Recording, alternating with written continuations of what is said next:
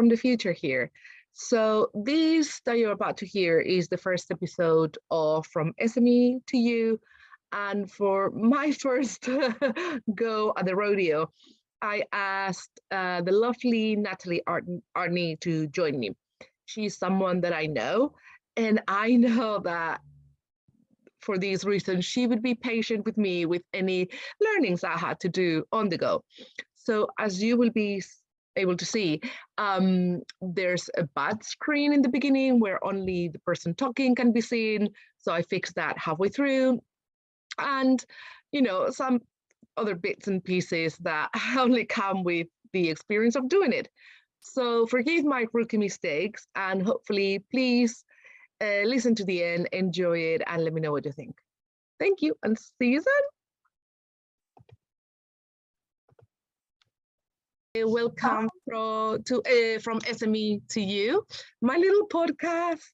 And I wanted to thank you for being my first guest and for being very kind to want to talk to me about what it is like having your own business, working for yourself, and your journey up to where we are today. So thank you very much for joining me.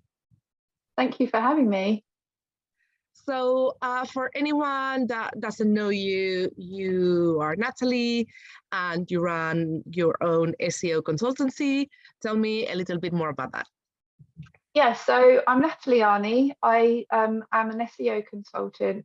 So I provide holistic SEO services to all different types of businesses all around the world as well. So yeah, it's a nice mixture of different clients that I have. Nice. And do you have a niche that you specialize in? Not a specific niche as such.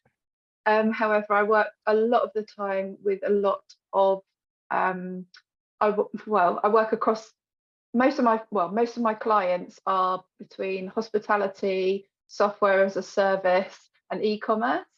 So it's a nice mixture. And I also previously to going freelance, I worked in the travel industry, so I do have a couple of travel clients as well. Perfect. So tell me a little bit more about that journey you've mentioned prior to going freelance, and what was that decision that made you go, well, I'm ready for it. I'm going to be my own boss and I'm going to run things this way. So yeah, I guess my journey to being my own boss started. It's a strange story. I think everyone's got a strange story, no matter how you start. My parents ran their own business, so I guess I'm used to people running their own business, and they've always had something going on.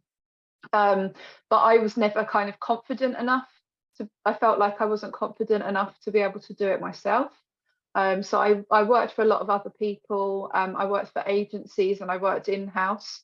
And then I was offered a contracting role. And yeah, I took up the contracting role. And while I was doing the contracting role, I started doing a little bit more of kind of like my own freelance clients as well, especially as the pandemic hit. So I went freelance just before the pandemic hit. Oh, the crystal ball. Yeah. So obviously I didn't realise what was going to happen. A lot of businesses obviously have been moving online, having to pivot, and obviously demand was growing. So I lessened my hours with the contracting role and then moved slowly into my own freelance business. So I liked the flexibility of being able to do that. Obviously, if I worked for someone else in a non-contracting role, I wouldn't have been able to do that. Or I would have to do it on the weekends and things like that. Yeah. But yeah, I was in a lucky position that I was able to kind of do a lot more with my time and build up my own customer base without having to worry too much and without having to kind of save money up or work on the weekends. Yeah. And so what was that transition like? So you started reducing the hours in your contract while starting to get new clients? How did these clients find you? So a lot of my clients found me through getting in touch through LinkedIn and Twitter.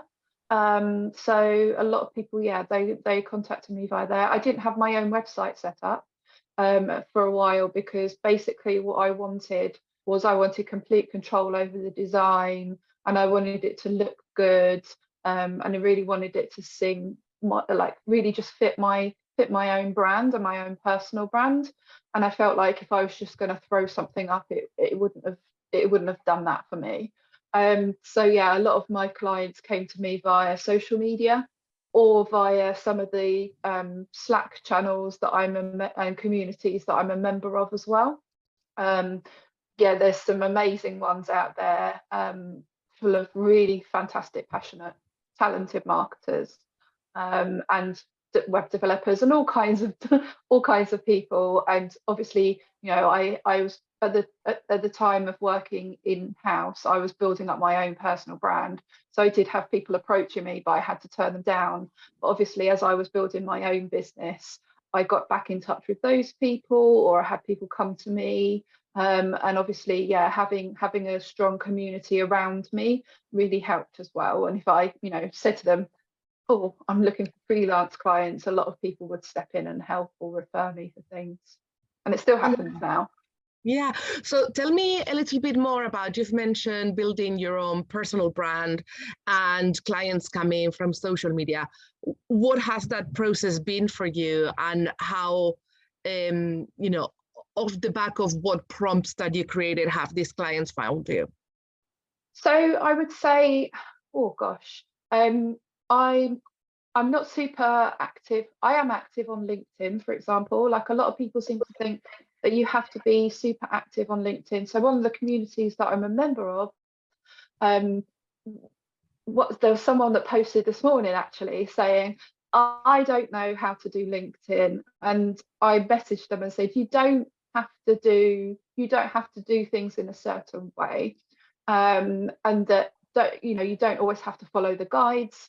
I actually know of a LinkedIn consultant who years ago when I did social media, there was all the best time to post guides, for example. Oh yeah.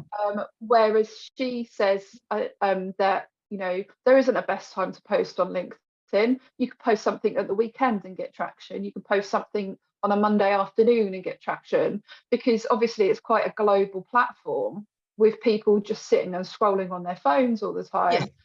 Yeah. That's the kind of stuff that. So yeah, with LinkedIn, I don't really post loads. I'm not posting every day. I'm not singing and dancing about my company all the time. But if there's something that's interesting to me, I will talk about it or comment on other people's posts. So that's one way of building my own personal brand. And then obviously there's other social media channels as well. So I mainly use Twitter, although it's, you know, thanks to Elon Musk, it's changing. And yeah, I'm obviously not seeing as much content from other marketers as much as we used to. So I'm finding that building lists and things really does help. It helps me monitor people and react to people. But I also set up listening. So things like if people are looking for, if people were tweeting about a certain topic, then I just use TweetDeck, for example, and I've got a Google Sheets add-on, for example, that I can monitor mentions of certain keywords or certain hashtags, and then kind of react to things there. But I mean, lots of people think that they have to put on a front on social media to be this kind of B2B person. You can't say this, or you have to say that, or you have to post in a certain way. But I don't think that's I think the most authentic, like the most effective way is to be authentic and be yourself. Sometimes that's got me into trouble with certain people, but it's never got me into trouble at work. That's very important and very interesting, because there's a lot of opinionated people, but ultimately, if they're not paying your bills, then exactly. And like I always work with clients that align with my beliefs, and the things that I'm passionate and care about, and that's something that I do in the kind of the fact-finding part of you know of the lead. However, yeah, you know, years ago, there was all kinds of things going on, and I spoke to my boss saying, there's people arguing with me on social media, and they look. I was like, look, can you look at what's going on? And they were like, what's all the fuss? I don't see what all the fuss is about. Yeah. So I wouldn't. I mean, obviously there are things that, if people being, I think it's being on the good side of the coin.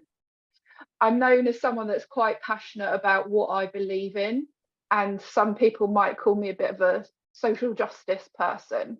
But at the same time, I believe in rights for everyone. I believe in, everyone's entitled to equality and diversity. However, if your opinions are harmful, then obviously they should be detrimental to whatever you do. So I guess, it's standing up for things that are the good things, and being a good person. And that's something that I'm always wary of, and always, I can be a little bit self-critical about some of the things that I believe in, that I'm not doing enough.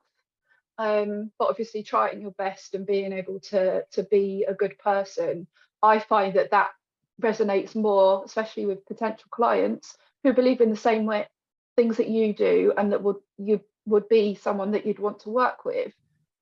That's what works. And I've worked with lots of purpose-led businesses and agencies that just everything really works through. And I can come up with a content idea, for example, about equality and diversity, and I don't have to worry about it, because it's something that everyone believes in. I go, right, okay, we're going to do a piece of content about this topic, and everyone's like, that's fantastic, that's exactly what fits in with our brand. And doing things like that really does work. But yeah, I think personal brand, be yourself. Don't be offensive, obviously. I don't think anything I would do would be offensive, but obviously if you do have opinions that are harmful, don't share them. Yeah.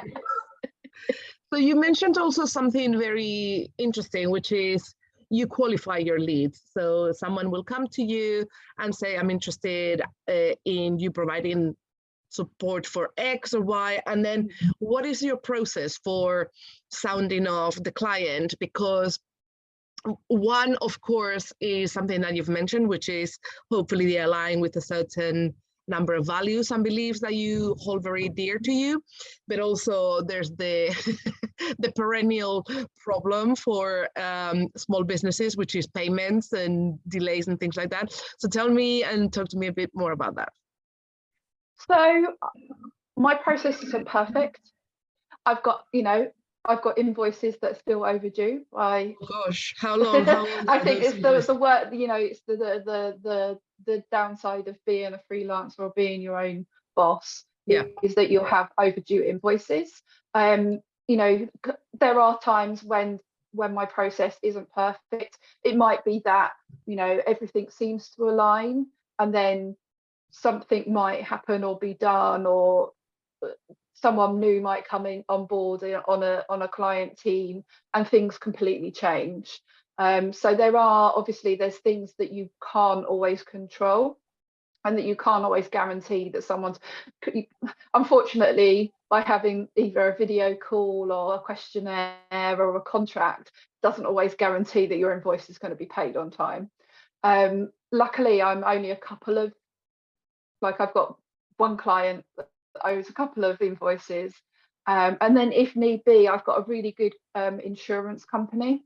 So I work with a freelance specialist insurance company that provide my coverage, and they actually provide a service for chasing invoices. So if need be, they can chase that for me. Yeah, so they've got like legal coverage and things like that, which I think is the difference between £100 in a year of insurance could cover you for tens of thousands of pounds. Yeah. So it's peace of mind, and I would always recommend that as you can't always tell from a lead process, making sure you've got the insurance that really covers you, or that you've got the legal cover that covers you, really does help. It's not always expensive. My legal cover comes free with my policy, so it's there's different companies that do provide it.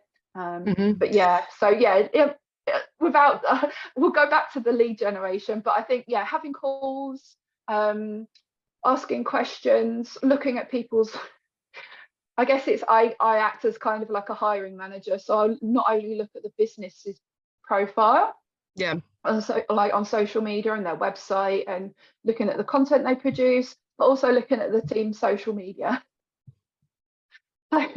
Rather than being like a hiring manager and looking at potentially looking at someone that you're going to hire's social media, looking at your clients, people that work in your team's social media. I know that sometimes it can feel a little bit like you're being a bad person, but having a look and seeing, for example, if people's ideas align with you. So if, for example, someone's following accounts that I would find damaging. So for example, if they were following Donald Trump or J.K. Rowling, I would be in, I would kind of be like, oh, don't know if I'd really want to work with them. So looking at that as part of the qualification process as well. And obviously I've got a network of people that I talk to. So there is a whisper network. I'm not going to deny that there is, but obviously, if there are people that you might have, if there's red flags or potentially amber flags, discussing those with people in the community also is really helpful. Interesting. And so what's imagine you're working with this client and you've got a couple of invoices that they haven't paid yet.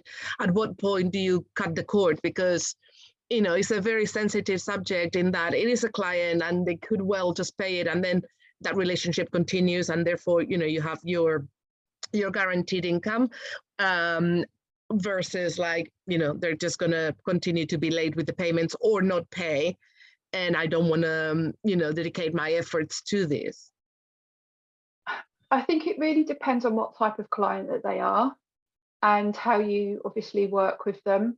I have paused services before. A lot of the time it will come back and everything will be fine, but sometimes it's just straight on, I will not work until these invoices are paid. It's a lot. I make sure that it's outlined in my contracts with my clients as well. So obviously make sure that you do have a signed contract. And for example, this morning, one of my clients has upped their time that they want to work with me for. So obviously we've made tweaks to our contract. So I've added in the extra days, and then I've then had that, it's out for signature and it's already been signed. But really making sure that you've got your contracts or you've got your agreements in place, alongside having that insurance. That's really, really helpful. Perfect. And so tell me a bit about that development of that business, because it sounds like you're currently very busy. And so is your ambition to continue working for yourself, and therefore, you will be looking at continuing the existing hours that you have? Or do you want to expand your services and eventually take on more people where you are, managing those relationships? What is the ambition at the moment? Oh, I don't know. I love working for myself. At present, I don't have any plans to work for anyone else. But I'm not sure on whether I would want to kind of set up a mini agency. I'm not going to say no. Things might change. For example, if my dream job comes along, then I'm going to take potentially going to take my dream job. It's not always guaranteed either. But again, it really does vary. Obviously, with changing economic times, it might be that that I might have to take on, other jobs and things like that, or I could, depending on how busy I am, I bring on additional people to help support me. And then if I need to do that on a long-term basis, then that's when I start to think, okay, it might need to do kind of the micro agency side of things, where it's myself and maybe another person.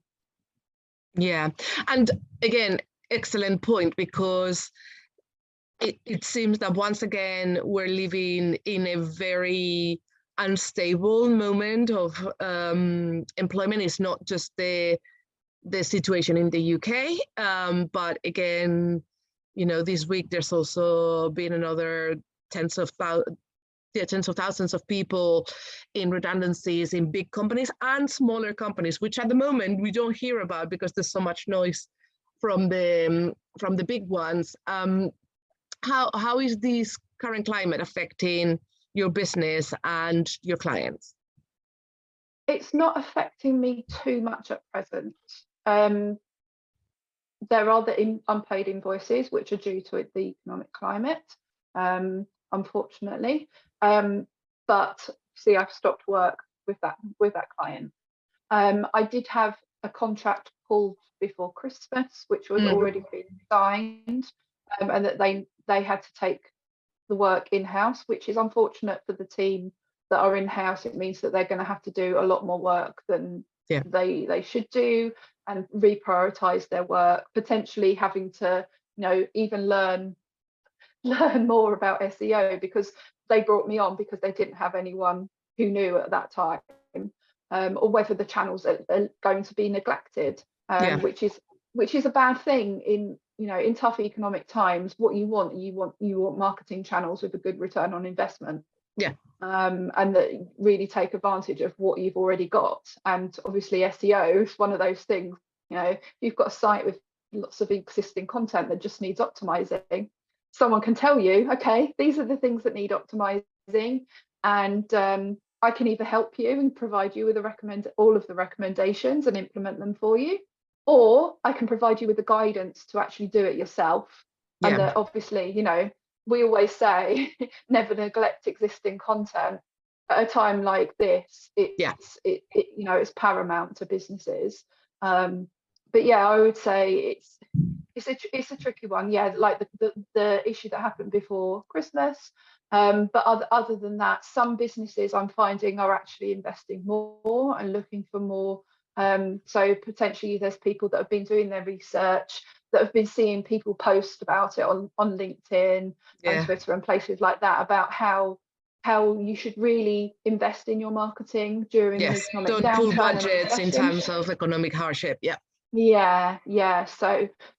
this is interesting as well, because this is something that the marketing and economic experts have been saying for quite a long time, but it is potentially for the first time in this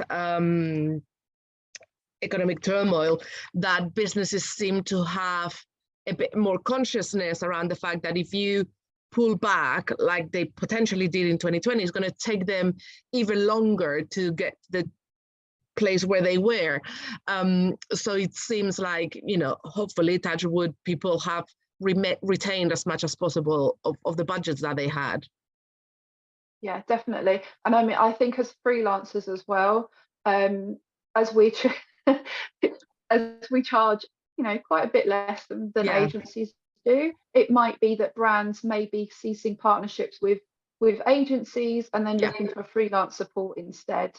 So there's an opportunity there for freelancers to take the reins, because it is expensive for brands to take on an agency. Exactly, and even within the agencies is back to what happened in 2020, right? Hiring budgets are frozen. There's no opportunity to hire anyone, yet you still need to do the work. So it is a moment where someone can do some contracting or some freelancing, like you say. So hopefully it's not going to be as painful as it was a couple of years ago.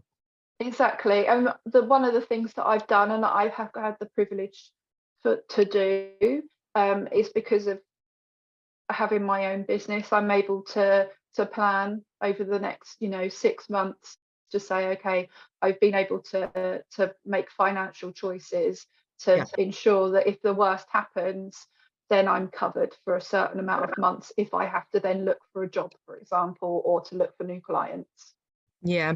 And again, this all leads as well into something I find really fascinating, which is the pricing of your services.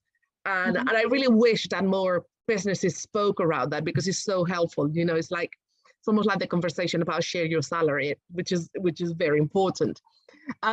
So have you made any changes to your pricing due to this economic situation, or are you on par to what you were and continuing to increase according to your expertise and inflation, etc.?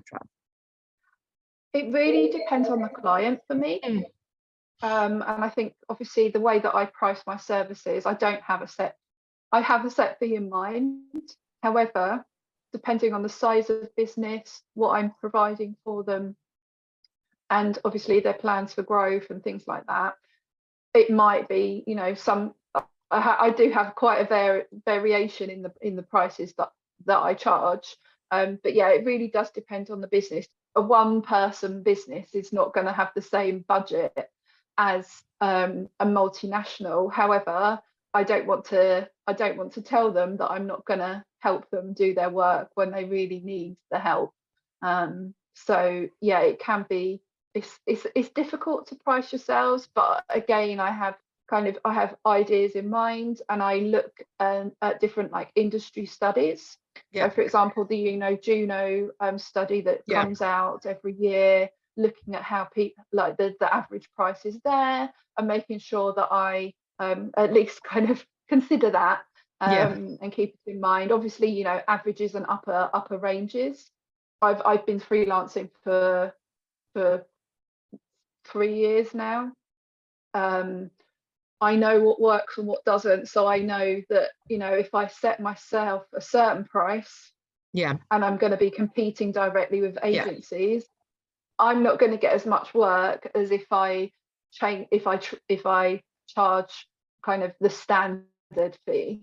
There are obviously services where I offer a specific level of expertise, so I may charge more, obviously with different size businesses, whether it's agency, whether it's there's so many elements of how I price my services that it's not just one flat fee. But I do know of people that do have kind of like a set fee, and then if it's too much, then it's too much for them, and then and someone's not a client.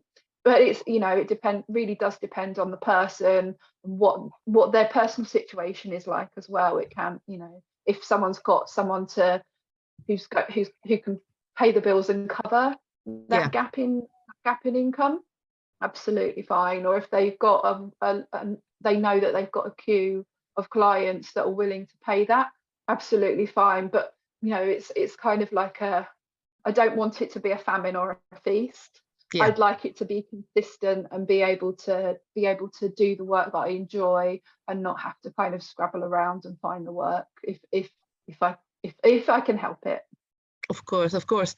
So just to end up on a good note, tell me a bit about, if you look back from when you started being your own boss and having a bunch of clients that you started with to where you are now, what would you say are, the things that you're the most proud of, your key learnings, and the things that you would say to, 4 years ago, Nat, that you would have really liked to know?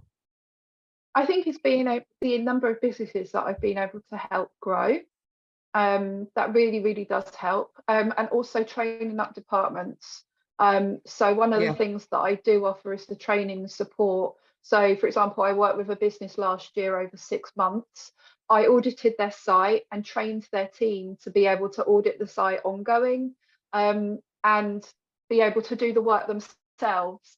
And that really kind of, especially in the economic times where it's difficult for people to kind of figure out whether they want to hire someone else, whether they want to be able to bring in an agency or additional freelancers, being able to equip the team with the skills that they can do the work themselves, or they at least understand what they need to do, it's fantastic. Obviously at the same time I was delivering results for them, which was fantastic as well. But really being able to equip people with the skills and the knowledge.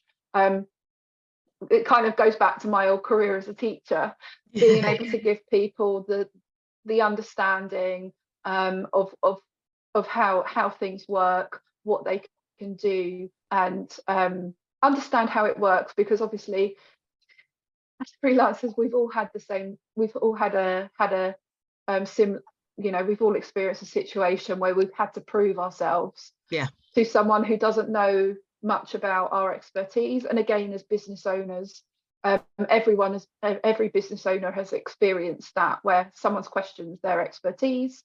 Whereas if if someone's informed, they understand what you're working on, or they understand exactly what you're in the area in which you work, then you're going to hit less roadblocks there.